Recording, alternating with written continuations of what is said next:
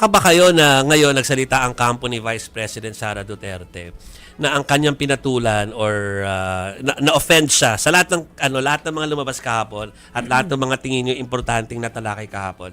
Ang pinaka na-offend siya ay tungkol dun sa kanyang schooling. Hindi ba kayo na doon? Oo. Na nagulat na yun lang ang kanyang pinatulan. Actually, nagtatanga nga ako bakit yun lang ang pinatulan niya eh. Oo. Palagay ko talagang sinadya din ni Ramil Madriaga na sabihin yan. Mga bagay na yan. Sapagkat siyempre, mai-irk ang Vice President na ito palang taong ito, nag-aral sa San Sebastian pero maloko at pasaway. Palagay ko talagang sinabi ni Madriaga lang to actually tell the people na ito ang gusto niya maging presidente ng Pilipinas.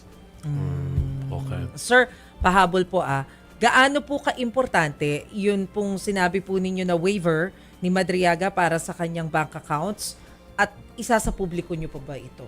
Nako, napakahalaga po niyan, Maricel, kasi yung waiver na yan, nung kami nagkakaroon ng Quadcom hearing, even the president, the former president, ay talagang ayaw niya eh. Nung una sinabi niya gusto niya, later on ayaw niya. Naghamon pa siya. No? Pero itong taong ito is willing to sign a waiver at nung gabing yan, siya ay sumumpa. Sumumpa siya na talagang gusto niya bubuksan ang mga bank account na yan. And ito pong mga bank accounts na ito, sir, ipapakita rin po ba ito mismo dun sa hearing? Mapapanood din po ba namin ito? Ay, palagay ko, yes. Sapagkat uusain namin yan eh.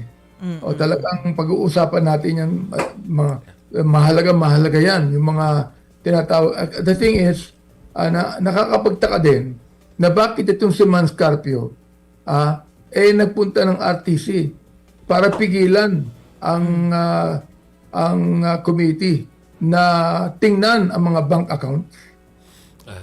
Okay, abangan natin sa susunod na hearing. Ayan Kong Benny. Dahil alam natin na nakaschedule na yung pwedeng tumestigol tungkol doon sa mga bank accounts ay naimbitahan po ninyo na. So, antabayanan po namin yan. Thank you for joining us.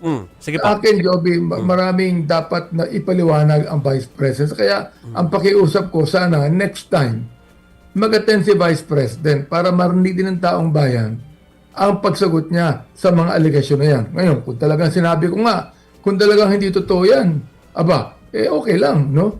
Pero kung totoo, paano gagawin niya kung totoo?